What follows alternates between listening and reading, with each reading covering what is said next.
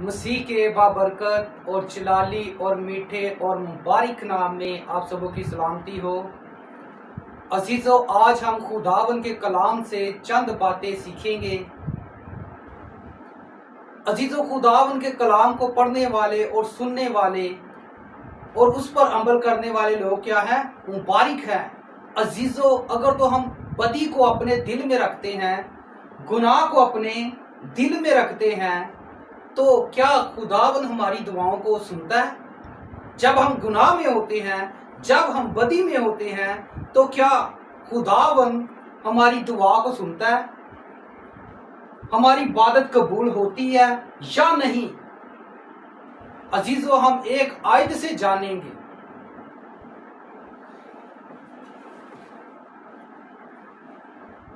अजीजों, मेरे साथ निकालिए ज़बूर 66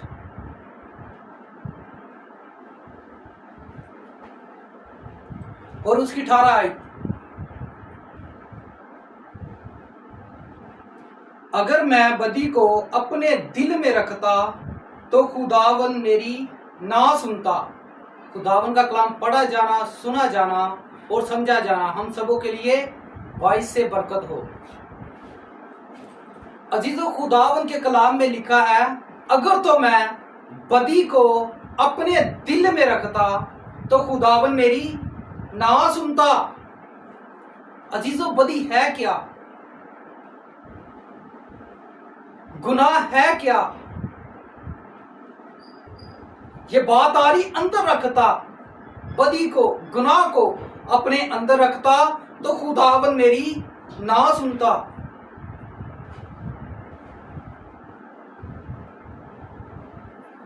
अगर तो हम पैदाइश की किताब में देखें तो खुदावन ने हाबल और काहिन की स्टोरी से आप सब वाकिफ है। खुदावन ने काहिन से कहा, अगर तो तू भला करे तो क्या मेरी नजर में मकबूल ना होगा? भला करे तो किसी के साथ भला करे, यानी कि अच्छा काम करे, तो क्या तू मेरी नजर में मकबूल ना होगा?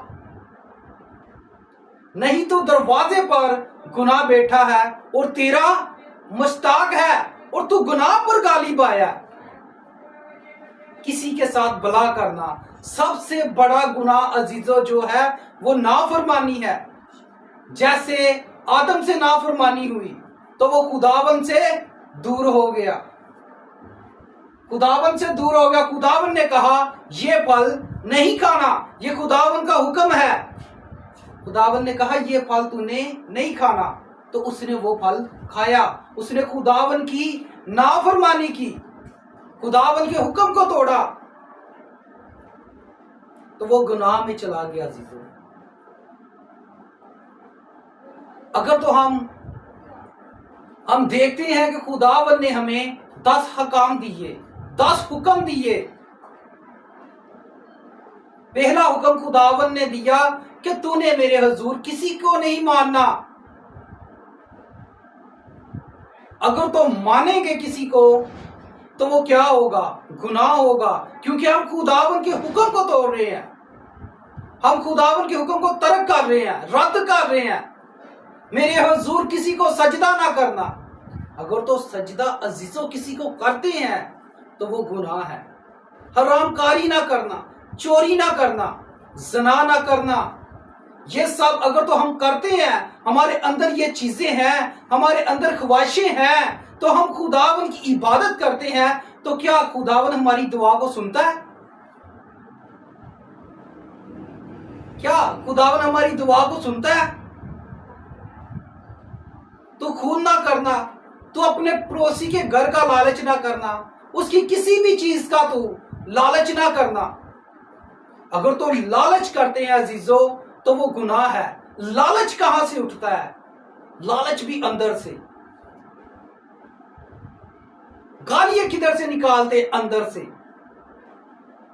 बदी किधर है? हमारे अंदर है। तो हम कहते हैं हमारे अंदर खुदा का पाक रूह है। खुदा का पाक रूह है, खुदा अंदर है, तो हम क्यों ऐसे काम करते हैं? क्यों ऐसी चीजें हमारे अंदर है? फिर खुदा के कलाम में लिखा खून ना करना, तुम ज़ना ना करना, तुम किसी का कत्ल ना करना। तो अजीजों हुआ क्या? दाऊद बादशाह से भी ये एक गलती हुई। दूसरा सैमुएल उसका 12 बाब में लिखा हुआ है कि उसने क्या किया। दाऊद बादशाह के दिल में एक ख्वाहिश उठी, उसने ज़ना किया, अति ओरिया को कत्ल करवा दिया। उसने 3 गलतियां की, खून भी किया, ख्वाहिश भी की और ज़ना भी किया। तो क्या अजीजों खुदावन ने उसकी दुआ को सुना? जब नातन नबी ने सब कुछ उसे बता दिया, दाऊद बादशाह तूने खुदा के हजूर में गुनाह किया है, जिस काम से खुदावन ने तुमको मना किया है तूने वो काम किया है। फिर तेरे घर जो बेटा होगा खुदावन तुझे कुछ नहीं कहेगा, तुझे माफ कर देगा, लेकिन उसकी सजा तुझे देगा। जो तेरे घर बेटा होगा खुदावन उसे मार देगा। तो फिर क्या करता है दाऊद बादशाह? दाऊद बादशाह 7 दिन एक कमरे में जाकर दुआ करता है, खुदावन के आगे मिन्नत करता है, खुदावन के आगे हाथ उठाता है। तो जीजो क्या खुदावन ने इसकी दुआ को सुना? 7 दिन का रोजा रखा तो खुदावन ने इसकी बात का जवाब नहीं दिया। खुदावन को वो पसंद था। खुदावन ने कहा वो आदमी मुझे मिल गया, वो बंदा मुझे मिल गया जो मेरे दिल के मुताबिक था। तो अजीजों उससे गुनाह हुआ तो खुदावन ने उसकी दुआ को नहीं सुना। चाहे हम कितने भी खुदावन के करीब हो, हमारे अंदर गुनाह है तो हमारी दुआ को खुदावन नहीं सुनेगा जब तक हम उसका इकरार ना कर ले, जब तक हम उससे माफी ना मांग ले तो खुदावन हमारी दुआ को नहीं सुनेगा। यही दाऊद बादशाह से हुआ, यही दाऊद बादशाह से हुआ। उसने हाथ भी उठाए लेकिन खुदावन ने उससे मुंह फेर लिया।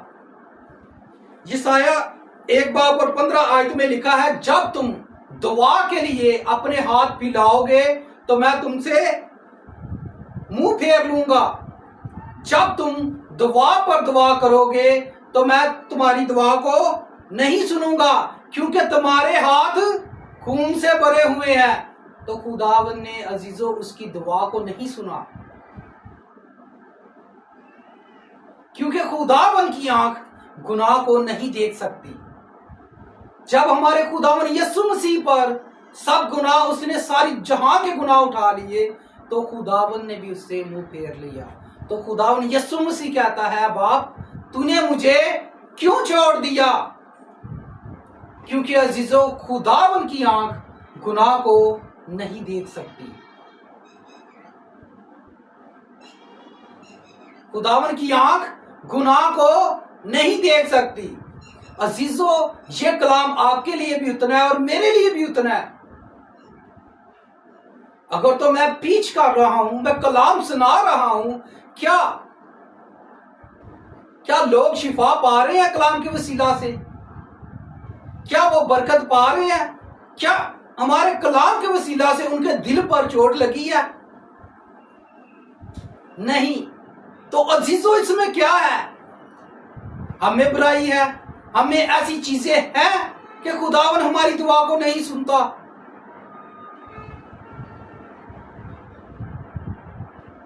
अगर तो हमारे अंदर लालच है, किसी के लिए बुरे ख्याल है, या किसी से हम दुश्मनी कर रहे हैं, या किसी के बारे में हम गलत सोच रहे हैं, तो क्या खुदावन हमारी दुआ को सुनेगा? क्या जो हम कलाम को सुना रहे हैं, क्या उनके लिए वो बाइस से बरकत होगा? एक पीछे का क्या काम है, एक पासपन का क्या काम है कि खुदा में रहकर खुदावन की बातें शेयर करें, खुदावन के काम उनको बताएं, दुनिया की बातें नहीं, खुदावन की। तब उनके दिल में चोट लगेगी। जब आप पाक होगे, जिस तरह हमारा खुदावन यीशु मसीह पाक है, वैसे पाक बनेंगे तो हमारा कलाम दूसरों के दिल पर असर करेगा। जब हमारे अंदर बदी है, हमारे अंदर लालच है, हमारी दुश्मनी है किसी से, तो हम अपनी दुश्मनी निकालने के लिए ऐसी बातें करते, तो क्या वो दूसरों के लिए कलाम बाइस से बरकत होगा? जब हमारे अंदर बदी होगी तो हम खुदावन से दुआ कर सकेंगे, खुदावन के कलाम को पढ़ सकेंगे।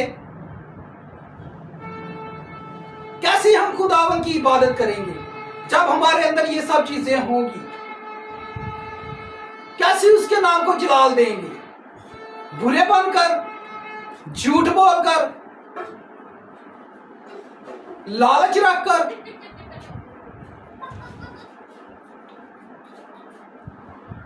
जब हमारे अंदर ये सब चीजें होंगी तो खुदावन हमारी दुआ को नहीं सुनेगा।